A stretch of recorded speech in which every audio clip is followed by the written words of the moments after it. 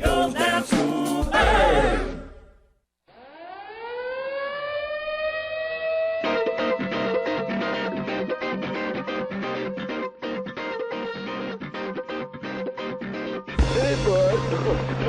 Now it's time for Toker Talk Radio, the voice of the marijuana nation. What are you people? On dope? Where you can toke. I inhale frequently. Or you can talk. I experimented with marijuana and didn't inhale. Or you can toke and talk. 10 federal criminal penalties for possession of up to 1 ounce of marijuana. While we talk about toke on Toker Talk Radio. So, by the way, when it comes to pot, you know, if you're 40 years old, you live in a log cabin in Oregon, you got 12 giant pot plants in your backyard, have a ball. Live from beautiful Portland, Oregon at Rolla J Studios. Hey, this is great. Just not cannabis. Plus your calls live at 971-533-7111. They're walking on their pants with their cap on backwards, listening to Enema Man and Snoopy Poop Dog. What's to keep somebody from getting all potted up on weed and then getting behind the wheel? Gag weight theory doesn't work. It's a reality. Holland, is it real? Don't tease me. We're locking up people that take a couple of puffs of marijuana, and the next thing you know, they got 10 years. And now, here's your host, the guru of ganja graphics, the sultan of sativa statistics, and the worst nightmare of a reefer mad prohibitionist. A polite, perspicacious, productive pothead with a propensity for PowerPoint. Radical Russ Belville. Oh, yeah. Welcome back, everyone. It's 4:02 Pacific Time Zone. Time for Toker Talk Radio. I hope you got your toke. I hope you're ready to talk, because we sure are. The phone lines are open at 971-533-7111. We're also live in the chat room. Visit 420radio.org. You'll see the big green button for the chat room. Just click that button and get in line with the other folks in the chat room, including Gothic Prophet, Vendikar, hi in Hawaii. Jay Maestro's hanging out today. Nice to see you guys chatting. And Vendikar makes a very good point that I need to add to that last rant. What do we want now that it's marijuana has been legalized? Now, I've got a very broad policy statement for that. And there's a reason why I'm coming up with policy statements and stuff, but I can't tell you yet. But anyway, there's a very broad policy statement I have, and that is marijuana consumers should be given the equal rights, privileges, and responsibilities as adult beer drinkers, wine aficionados, and cigar smokers. When in doubt, that's my touchstone. That's my basic theme. You ask me well, what do you think about this policy? Well, change the word marijuana to beer drinker. Change the word marijuana to cigar. What would we do then? To me, I think, look, we've got this kind of, if you want to look at this like silver linings kind of, glass half full sort of perspective. The glass half empty or the pessimistic thing is that we legalized the two worst drugs, alcohol and tobacco. By any objective measure, addiction rates, health harms, cost to society, enforcement costs. By any objective measure, these are the worst two drugs, and we legalized them. Hell, in most states, the tobacco's available at age 18 or 19, for God's sake. We legalized the two worst drugs. That's the bad news. Now, the good news is, in legalizing the two worst drugs, we've already figured out everything we need to figure out when it comes to the other drugs. We've already got it figured out. We know what to do and what not to do. Marijuana, like alcohol, alters your perception. Not to the same degree. Alcohol's far worse. Far goofier and worse and violent and all that. Anything you want to fill in the blanks there. But we cannot deny that smoking pot changes your attitude, relaxes you, alters your perceptions. So we've already figured out alcohol and how it alters perceptions and changes attitudes and so forth. Whatever lessons we learned there, we can apply to that part of marijuana. And on the other side, we got tobacco, which is this interesting little drug because it is a drug that affects other people who aren't using the drug directly. There is no secondhand beer, right? Well, there is. It's puke on the sidewalk, but nobody's drinking that, right? Except your dog, and stop that. But, right? You know what I'm saying? You could sit next to me and drink until you get drunk falling out of the chair. It's not going to affect me one bit, other than you saying, I love you, man. You know, that shit. But you know what I mean? But cigarettes, if you're sitting next to me smoking a cigarette, I got to breathe that. I got to breathe that air, and that smoke's coming over to me, and I don't want it. So whatever lessons we learned from that apply to that part of marijuana. Marijuana is like alcohol. It changes your mind, alters your mood, perceptions. Marijuana is like tobacco. It's stinky. It's airborne. We've got all the lessons we need on how to deal with legal marijuana.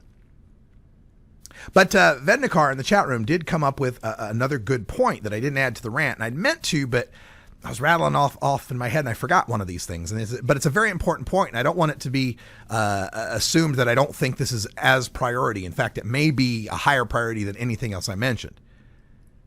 And that's that we've got to release the pot POWs.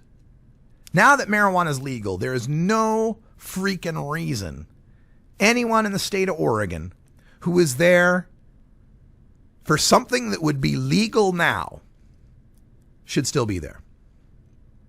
And in fact, not only should we release the people who are there for doing something that's legal now, we should commute and reduce the sentences to people who did things that will still be illegal under Measure 91, but less illegal. Let me run this down for you, right? Under Measure 91, you can possess up to 8 ounces at home and 4 plants. Okay? So if somebody got busted for having a QP at their house, a quarter pound, right? 4 ounces, and they're doing time, free them. They're done. They're out. No more time for you. Get out. Because what they did was legal. But suppose they had a pound in their house. Now, under Measure 91, 8 ounces is legal to have in your house. But a pound, up to a pound, I should say, is decriminalized. Up to a pound is a mere ticket. So let that guy go too.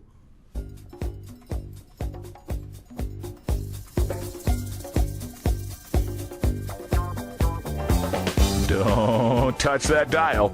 We're right back to Radical Russ in just a few minutes. Hey, does anybody really have a dial anymore? You're listening to the Russ Belville Show. Up to 2 pounds in Measure 91 is only a misdemeanor.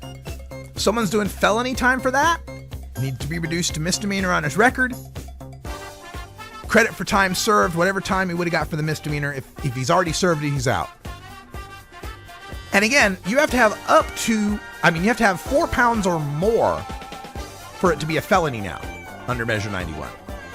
That's a whole lot of pot prisoners out there. And the same thing, I don't know if the same thing applies to plants. Anyway, let's get this figured out. Let's free the pot prisoners. We're going to take a break. We'll be right back.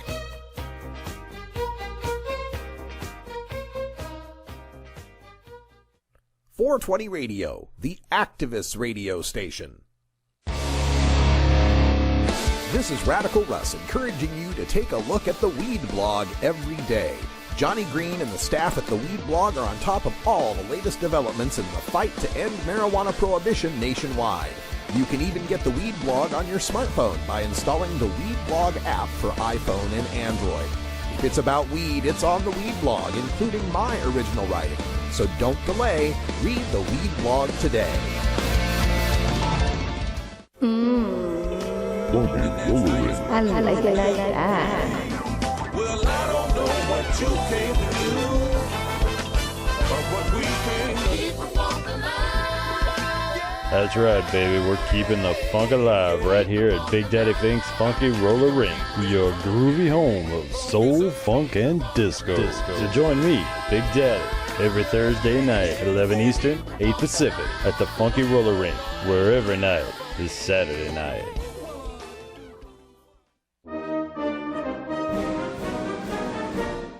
Sir, do you think there will or should come a time for us to discuss the possibility of legalization, regulation, and control of all drugs, thereby doing away with the violent criminal market as well as a major source of funding for international terrorism? Thank you so much for your time, Mr. President. Well, I think this is an entirely legitimate topic for debate. Name the time and place, Mr. President. Radical Russ has been prepping for this debate full-time since 2005. The Russ Belville Show.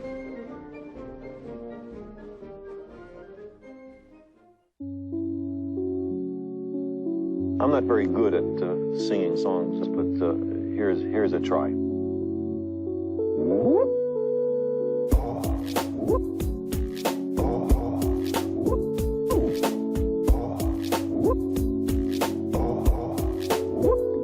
If you wish to make an apple pie from scratch, you must first invent the universe. Welcome back, everyone. That's Carl Sagan and A Glorious Dawn from the folks at symphonyofscience.com. That's Melody Sheep's project out there. Love this stuff. Welcome back. It's Toker Talk Radio, and for this segment, we are going to take a look at marijuana legalization, the 2-year report. Now, 2 years have passed since marijuana has been legalized. The Drug Policy Alliance has a report on some of the changes, and these are things that we're all very familiar with, which are the great tax revenues and the crime hasn't gone up and so forth. But there's also a report out there from our friend Kevin Sabet with the smart approaches to marijuana use except legalization, which, by the way, they've changed their logo a little bit now. Now their tagline is smart approaches to marijuana, preventing another big tobacco. That's apparently their guiding mark now. But they've issued a report 2 years after marijuana legalization and some of the lessons learned. And I always think it's instructive to see what our opponents are saying about marijuana legalization so that we can counter any of these scares. Let's take a look at Project Sam's 2-year legalization report. According to Project Sam, after multi-million-dollar political campaigns funded with out-of-state money, Colorado and Washington voted to legalize marijuana in November of 2012. By the way, most multi-million-dollar political campaigns at the state level are funded by out-of-state money. Nevertheless, though it would take more than a year to set up retail stores, personal use in Colorado and Washington, and home cultivation and giving away up to 6 plants in Colorado were almost immediately legalized following the vote. Public marijuana use, though illegal, remains a common way to celebrate the law, and a brand new industry selling candies, waxes, sodas, and other marijuana items has exploded. The federal government announced they would initially take a hands-off approach, promising to track 9 consequences of legalization, from youth marijuana use to use on public lands, and determine action later. So far, however, no robust public tracking systems by federal or state authorities have been implemented.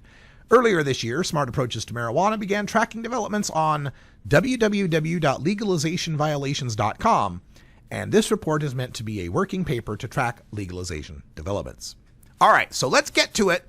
Here are the data from 2 years of legalization that Project Sam wants to use to frighten the hell out of people. The first one is that marijuana use has gone up. The National Survey on Drug Use and Health has shown that marijuana use in Colorado, past year marijuana use for ages 12 and up, has gone from 16.2% to 18.9% in Colorado, from 15.4 to 17.5 in Washington, and past year marijuana use amongst adults has seen a similar rise. Past month marijuana use has seen a rise as well in almost all age groups. Now, this is part of Project Sam and Kevin Sabet's fear-mongering that if more people are using marijuana, that in and of itself is a bad thing. First off, let's note that Colorado and Washington's marijuana use have always been higher than the U.S. marijuana use. That holds true going back even before medical marijuana. They've always been places where more people smoke marijuana. Number two, that more people would be using marijuana after it becomes legal shouldn't be shocking. Number one, some of them may have already been using marijuana and simply have been lying to pollsters because it was illegal. But number two, if something is legal, why is it necessarily a bad thing if more people are using it? Have harms gone up? That is the appropriate question. Continuing with their report, they like to focus on the accidental ingestions by children.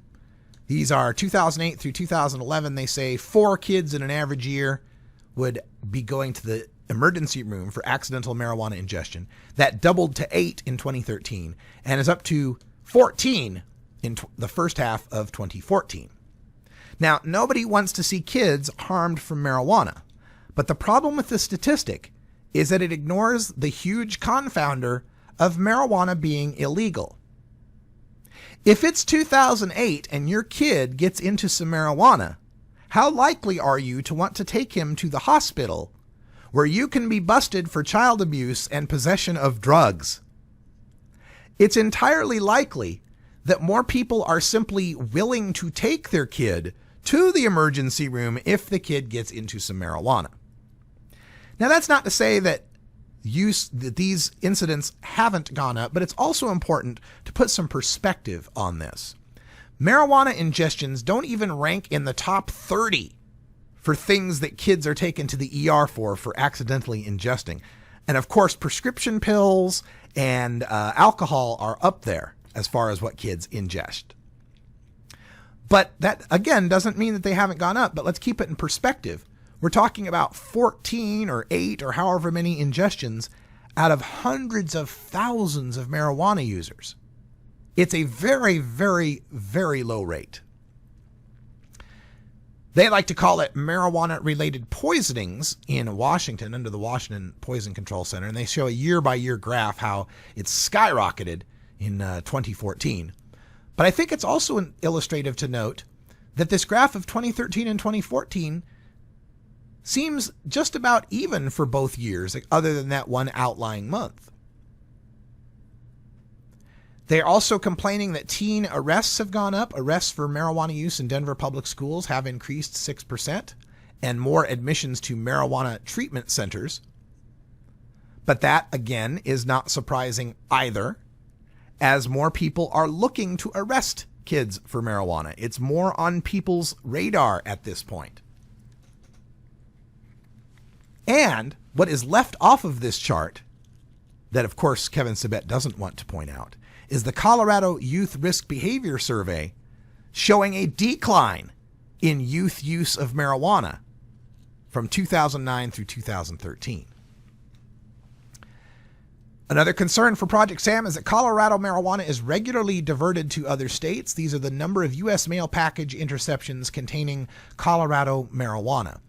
Now, this is another one of these statistics in a vacuum, because in 2009, when the U.S. Postal Service is intercepting packages of marijuana, how would they know it's Colorado marijuana?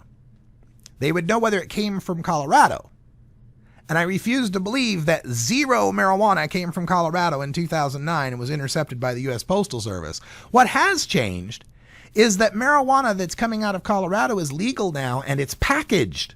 And it says that it's from Colorado. And thus, it can be tracked more by the U.S. Postal Service. Another concern they bring here is marijuana use in nearby public lands. These are the recent story of Yellowstone National Park having more people that are caught with marijuana.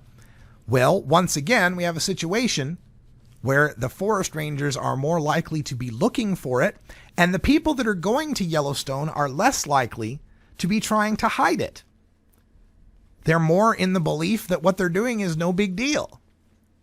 It's not as if people hadn't been taking marijuana to national parks in the past. It's just now much more visible. They also have this point of a thriving black market. They say the black market has exploded in Washington and in Colorado. But again, this ignores the fact that in Washington and Colorado, they have taxation rates that are so high that it makes dealing on the black market lucrative. That's a problem of taxation, not a problem of legalization. Kevin Sabet would like to pretend that crime has gone up, saying disorderly conduct's up by half, drug violations up 12%, public drunkenness up 53%. I don't know why public drunkenness is something we blame on marijuana legalization. But once again, under legalization, we have had a drop in the crime rates. He says it's unsubstantiated, but the numbers are incontrovertible. Crime, especially the types of crime people really fear, violent and property crime, are generally down in the city of Denver. And finally, the problem with Colorado's burn center, more burn victims from BHO explosions, that's not a problem of legalization. That's a problem of idiocy.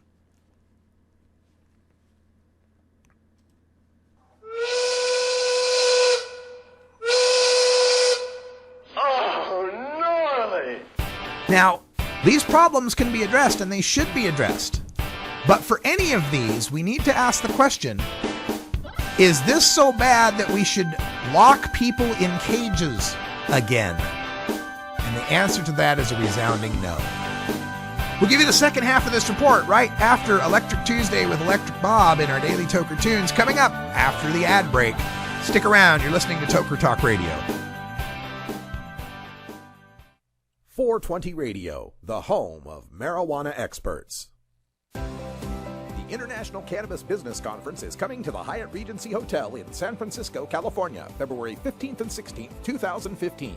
Don't miss this exclusive opportunity to hear from the experts on the future of marijuana commerce, including scientists like Dr. Carl Hart, Dr. Amanda Ryman, and Dr. Stanton Peel, policy experts like Ethan Nadelman from Drug Policy Alliance, Anthony Johnson from Oregon's Legalization Campaign, travel author Rick Steves from Washington's Legalization Campaign, and California legalization pioneer Dale Sky Jones. Business experts like Harborside's Steve D'Angelo, ArcView Group's Troy Dayton, and UFCW union leader Dan Rush. Cannabis journalists like Ricardo Baca, Steve Bloom, and Doug Fine, and California Republican Congressman Dana Rohrabacher, plus many, many more. Tickets are on sale now at internationalcbc.com, but hurry, last year's conference in Portland, Oregon was a sellout.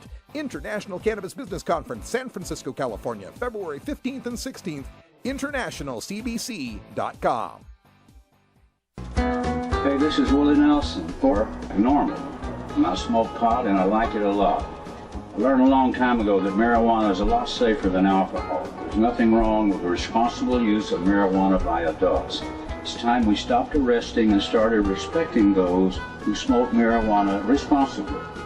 To learn what you can do to help, contact Normal at norml.org or call toll-free 888-67-NORMAL. Get.Buzz. .Buzz is the internet platform that fuels community interest, excitement, and new experiences. .Buzz is the premier online destination for internet users seeking the latest news on a variety of topics. .Buzz appeals to groups active in blogging, communications, journalism, advertising, and marketing. .Buzz offers registrants a stronger alternative to the shrinking namespace of existing top-level domain names, such as .com, .net, and .org. Get your name now at get.buzz.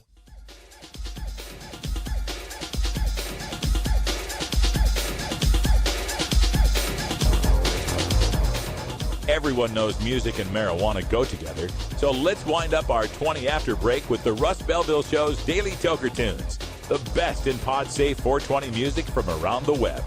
Today is Electric Tuesday, featuring the latest in electronic dance music and other cutting-edge genres. Now, sit back and enjoy your Daily Toker Tune.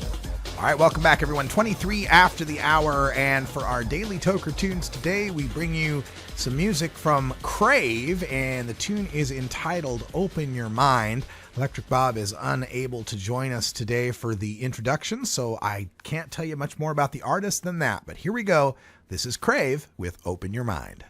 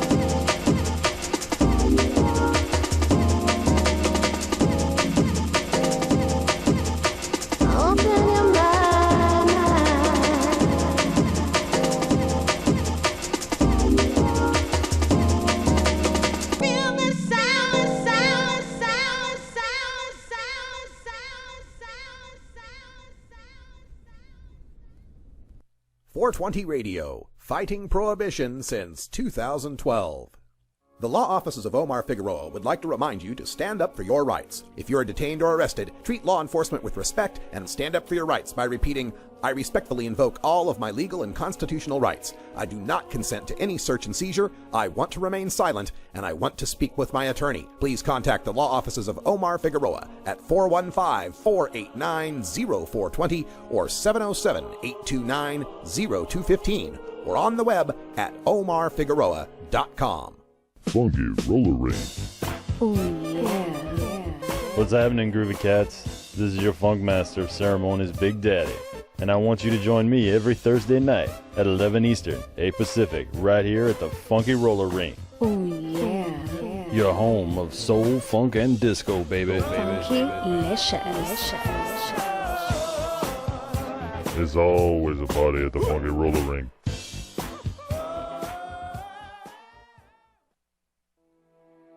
Are you a hypocrite? If you live a closeted cannabis lifestyle, you are. Read about 7 people living a closeted cannabis lifestyle who are on the verge of coming out in The Hypocrites by Mara K. Eaton. Available at areyouahypocrite.net. You can purchase the book on Amazon and Barnes & Noble, also available on iTunes. Check out Mara K. Eaton on Facebook as well. Learn more at areyouahypocrite.net.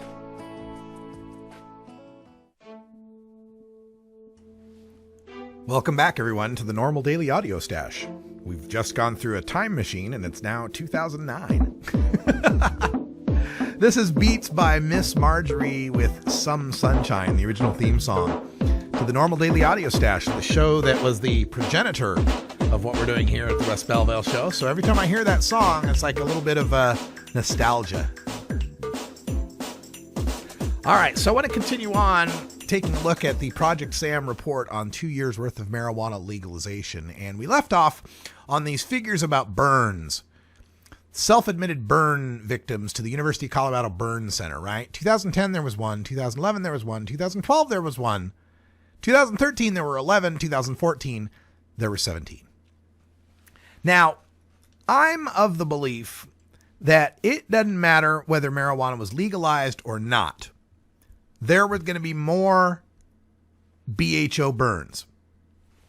I don't think legalization makes much difference. In fact, I think if it were still illegal, this might even be a worse statistic.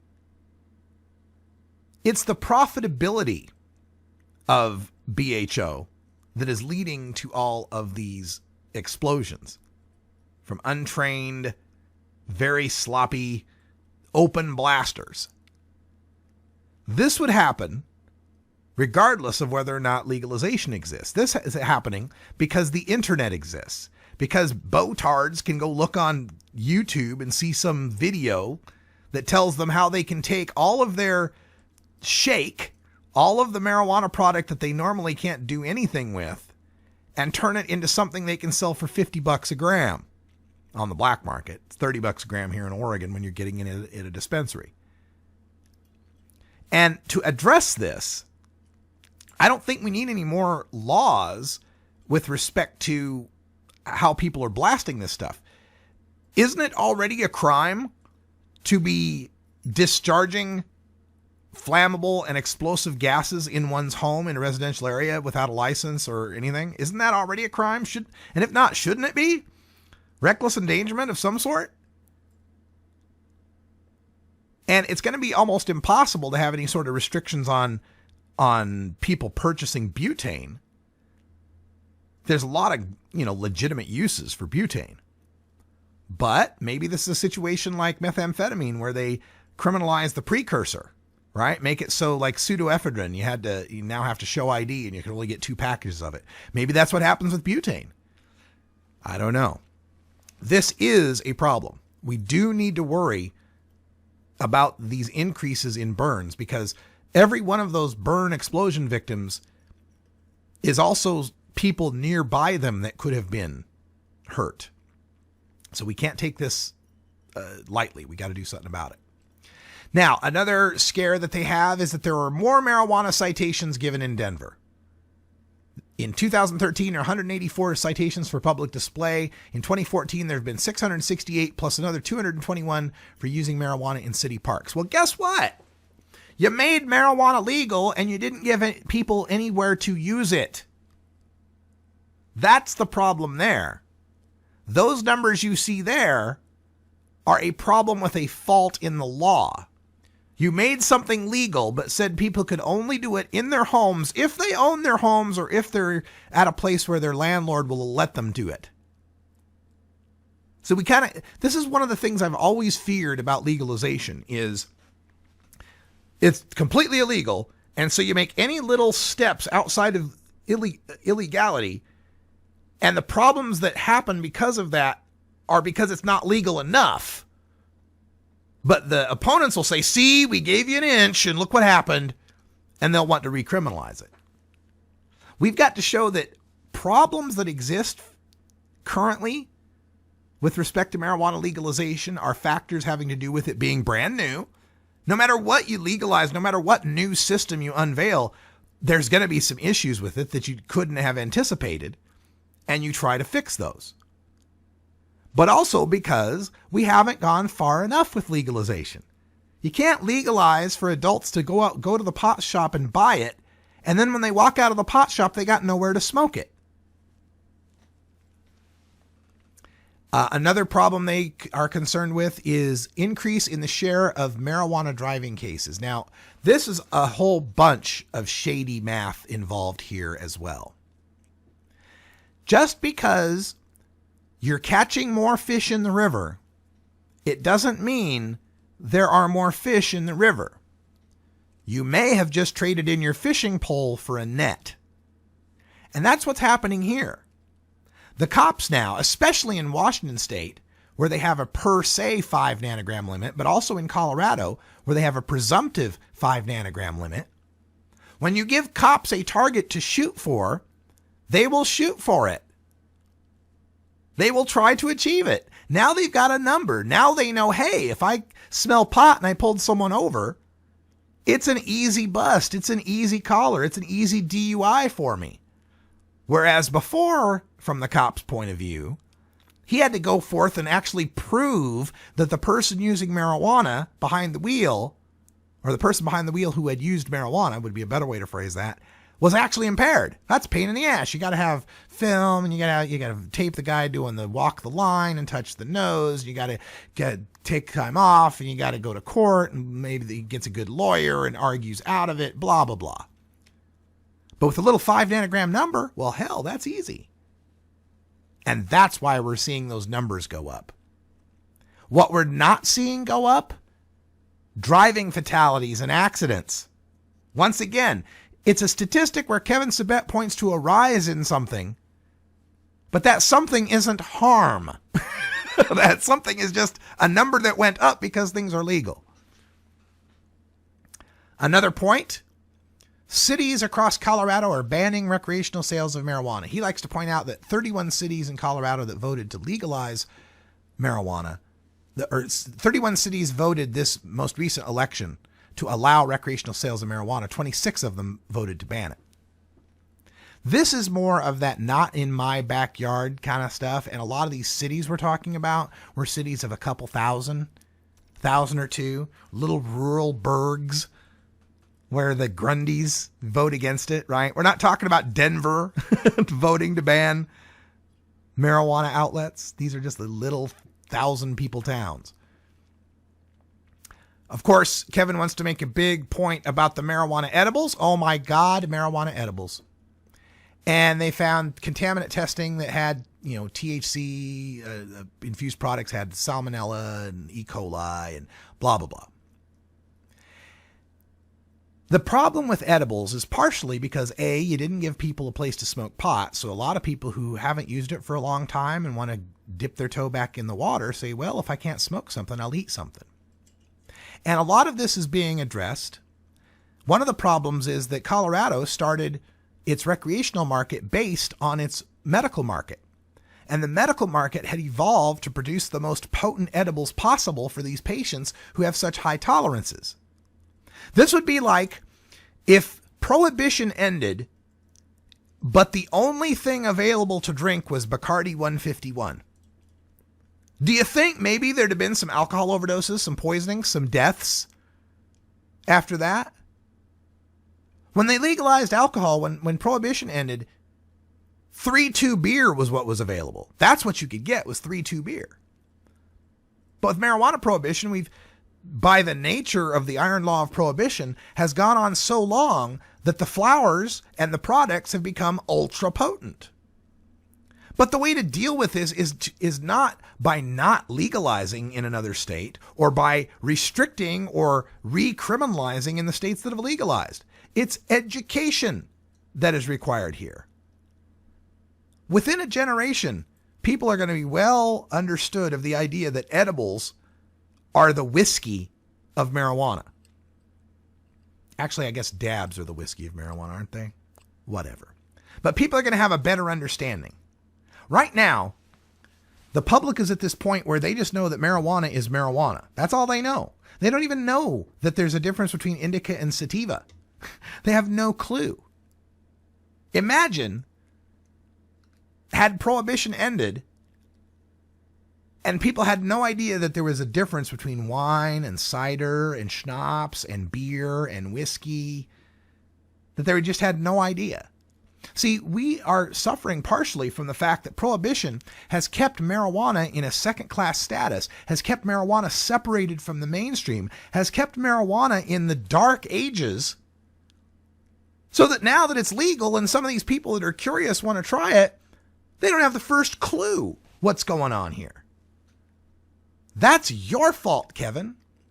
The fault of having these edibles and people not knowing how potent they are can only be blamed on Prohibition.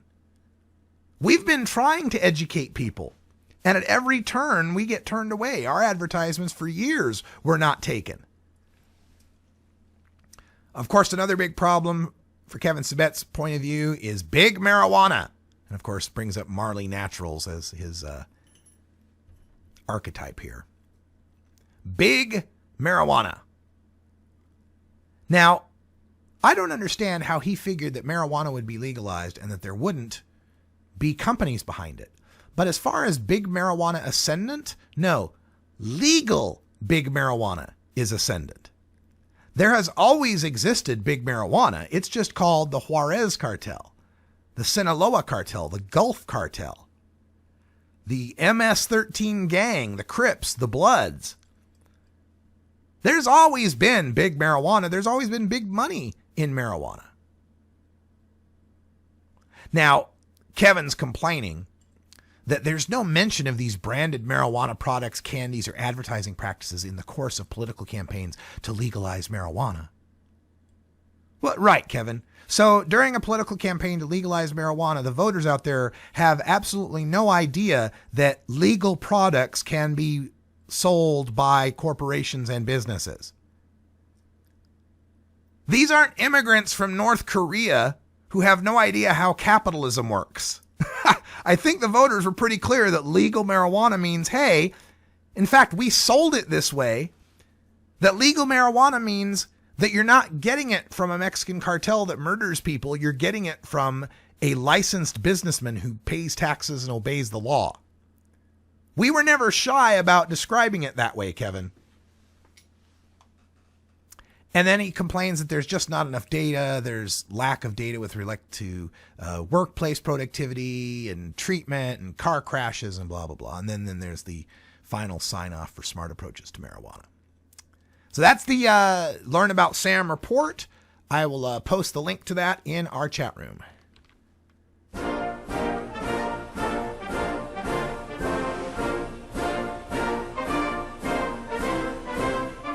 Five of the last 9 major party candidates to run for president, 3 of the last 9 vice presidential candidates, and the last 3 two-term presidents have all smoked pot.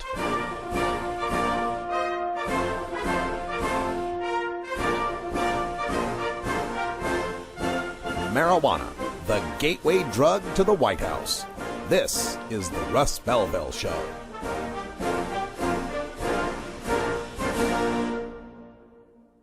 .420 Radio, your ticket to the Boston Freedom Rally. At Herbie's Cannabis Seeds, we pride ourselves on bringing you the best quality seeds from the world's most respected cannabis seed producers, all at the lowest online prices. You can find Herbie's Seeds at herbiesheadshop.com. All cannabis seeds are sold as souvenirs and as a means of preserving cannabis genetics. Herbie's Seeds in no way intends to condone, promote, or incite the use of illegal or controlled substances. We strongly urge all prospective customers to check their national laws prior to placing an order. Herbie's Seeds at herbiesheadshop.com. Proud sponsors of the Russ Belville Show and 420 Radio. There's so much I worry about as a mom. Stephen Harper thinks that organized crime should continue to profit from marijuana prohibition. Imagine regulating marijuana like alcohol and cigarettes with a strong and clear educational message, making it more difficult for my kids and your kids to access. Drug dealers don't ask for ID. Stephen Harper does not have the kind of judgment we need to protect our children, authorized by the Normal Women's Alliance of Canada. Adam Hand of Handmade Apparel produces quality custom designs for t-shirts, hats, and other apparel. Handmade Apparel is the official design shop for 420 Radio among many clients who rely on Adam Hand for everything from short-run custom projects to full-run clothing lines. Visit handmadeapparel.biz to browse the selection of handmade gear or to get a personal quote for your own designs. Handmade Apparel, a proud supporter of 420radio.org.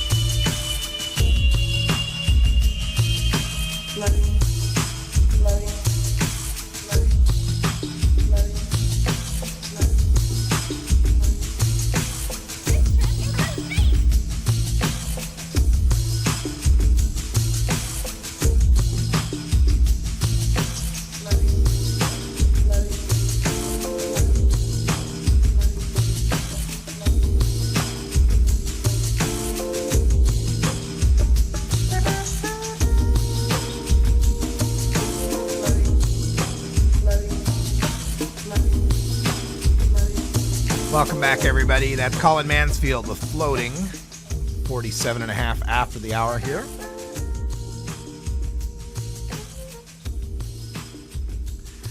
Getting a note here from Washington Patriot, or Normal Patriot, saying that a Washington legislator is trying to restrict medical dispensaries to oil or medibles only, no dry leaf.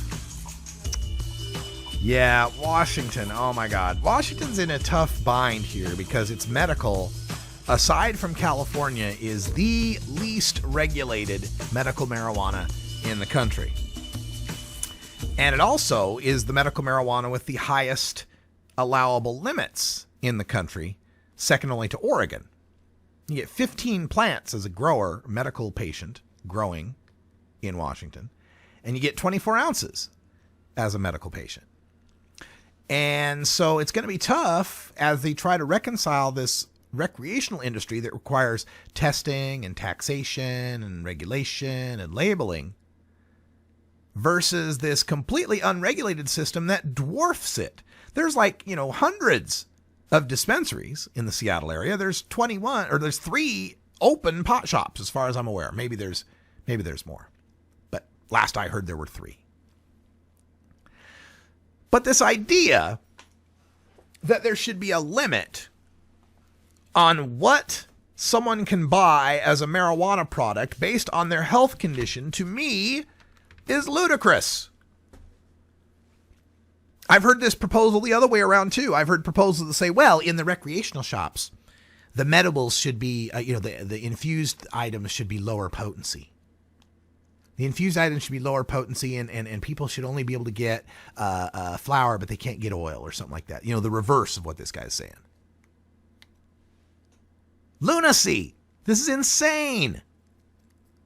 First of all, if you restrict the potency on things available in the recreational market, I am going to keep my medical marijuana card. And so will many other people. There's no way in hell I'm going to be smoking on 15% THC buds when there's another building that's selling 25% THC buds. If you want to guarantee that people will game the medical marijuana system, create differences in what people are allowed to access. That's just a guarantee. I don't understand. I just don't understand this idea. And again, this idea that, well, the recreational side needs to be lower potency. Why? I'm a recreational user, and I require higher potency and more volume than probably half the medical marijuana patients out there. I got a hell of a tolerance. I'm not just a daily consumer. I'm a multiple daily consumer. I'm consuming 4 to 6 times a day.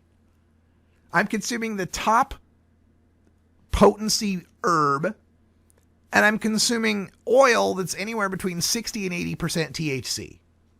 If you come up with a recreational system where I can't get potent oil or potent flower, I am going to go to the black market, or I'm going to game the medical marijuana system. And so will hundreds or even thousands of other people just like me.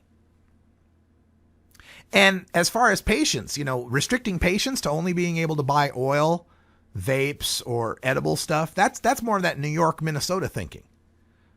Well, we can't let them have the actual plant. And this is where we get down to what is, what I think about medical marijuana, as far as why medical marijuana is so transformative in this country, is because it breaks a paradigm. And this is why, evolving to this point has scared the hell out of the mainstream, because it's not just the fact that someone can smoke a flower and get medical relief or even, preventative care. That's a beautiful thing. But the real danger of medical marijuana to the mainstream is that it shatters a paradigm. And that paradigm is this idea that we are helpless weaklings. We are helpless in our struggle against aging and death and disease. And we cannot assist ourselves. We must go to the learned men in the white coats, in the special clothes, and the special hats, who've gone to their cloistered universities and been granted the power from on high to have the wisdom necessary to dispense unto us the advice and the molecules necessary to keep us in good health. Medical marijuana shatters that paradigm. Medical marijuana says, no, we're perfectly capable of taking care of ourselves for all but the most drastic of health conditions.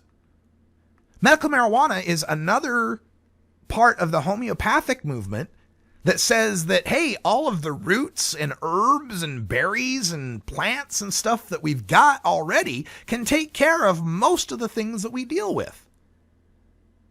And then, altering our diet as well can deal with most of the stuff. That can be our health care. And we can relegate health care to just those catastrophic things. Oh, I broke a leg. It needs to be set. I got an eye poked out. I need surgery, right? Serious stuff. I got cancer. I got, some, pneumonia or something. Now we need some serious medical help. But that's the beauty of medical marijuana, is it takes the doctors in the white coats and the labs and the universities and the pharmaceutical companies and the television advertisers, takes it out of the equation. It returns healthcare to you and a garden. And that's what scares the hell out of the mainstream. So to me, the proposal that medical marijuana patients would be given access to everything but the plant is offensive. It's counter to the entire movement of medical marijuana, the idea being that you can plant your own health care in your backyard. So if patients aren't going to be allowed in Washington State to get a hold of flower or seedlings or clones or be able to grow their own, then I'm directly opposed to that. Furthermore, recreational users in Washington State need to have the right to grow their own as well, to grow and give. It's illegal in Washington State to pass a joint. Yeah, they legalized marijuana in Washington State. You can smoke a joint. You can go get an ounce of marijuana, you can grind it up, and you can roll a joint with it. But if you hand that marijuana joint to someone else to smoke, and even presuming they're 21, that they're legal, that's a crime. That's still illegal in Washington State. How can marijuana be legal, but a joint circle isn't? That's ridiculous. So the law in Washington State needs to be amended to allow adults to give marijuana to each other, up to an ounce, not sell it. I understand why we want to have licenses for selling. That's all fine. Not sell it. But they've got to be given the right to be able to grow their own marijuana. And we also need to have the right to have a place to use marijuana. You know, this proscription on, all right, well, marijuana's legal, but we can't see it. By God, it can't be. It's the smoke that dare not speak its name, right? You know, back in the early part of the 20th century, gay people used to call homosexuality the love that dare not speak its name. Well, that's what marijuana is at now. Marijuana is at this place where, okay, it's legal, but by God, we don't want to see it. It can't be near kids. Kids can't ever see the advertisement. And by God, you can't smoke it in public. Now, the unintended consequences of that, of course, are people smoke it in public and they get tickets. People smoke it in places you don't want them smoking it. If you gave people a place to smoke, they would smoke it there. Those places would become popular, and you'd be able to keep your eye on pot smoking. Again, it goes back to this thing of, how is it that every 4th of July, I can go down to the Portland waterfront? And Waterfront Park, it's a beautiful place. Beautiful. Right there on the Willamette River. Green, gorgeous. Portland bridges in the background. And at Waterfront Park, they set up the Waterfront Blues Fest. Every 4th of July, it's like a 4-day fest. They bring in big name acts. I mean, Eric Clapton's played there. I mean, this year Maceo Parker played there. Got all sorts of great acts. And a bunch of blues acts, too. Really, really top name blues acts. And every year they got like 4 stages, 2 big main stages on the waterfront and 2 smaller stages within this cordoned off area of the park that's huge. Got all these vendors, you know, selling the scones and hot dogs and all the stuff they sell, and t-shirts, all that kind of stuff. And of course, beer. There's plenty of beer vendors there at this waterfront thing. Now you have to get a little wristband. You have to show that you're 21 and get a wristband. But all strewn about the waterfront for 4 hot summer days are tens of thousands of Portland adults drinking beer and wine. Sitting in the sun, in the park, drinking beer and wine and listening to great music. But when we wanted to have the Hempstock Festival in Portland last year, on the same damn waterfront with 2 big stages, it became a big hassle. Oh my God, there can't be any public pot smoking, and we got to have security gates that go through everyone's bags, and, you know, just ridiculous levels, right? And then, of course, people do end up smoking pot, and then it's a big black eye for the organizers because, you see, there was pot smoking. We told you there'd be pot smoking. Well, of course there was freaking pot smoking. If we can have tens of thousands of adults drinking beer and wine openly in the park for a specific cordoned off festival, why can't we do that for marijuana? Give people an outlet. Give people a pressure release of freedom. Give them someplace and somewhere to enjoy it, and you'll have less problems with them enjoying it where you don't want them to. Wow, man, time flies when you're legalizing weed. That's all the time we got for today. Thanks for joining us. Coming up next, in its new time slot at 5 o'clock, we've got the Activism Hour today, featuring Americans for Safe Access. It's a themed activism hour every weekday. Americans for Safe Access is next. I'm Radical Russ. Thanks for joining us. Until next time, take care of each other, Tokers.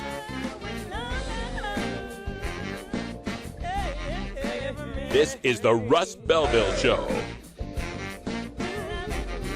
The Russ Belville Show is blogging and podcasting daily at radicalruss.com.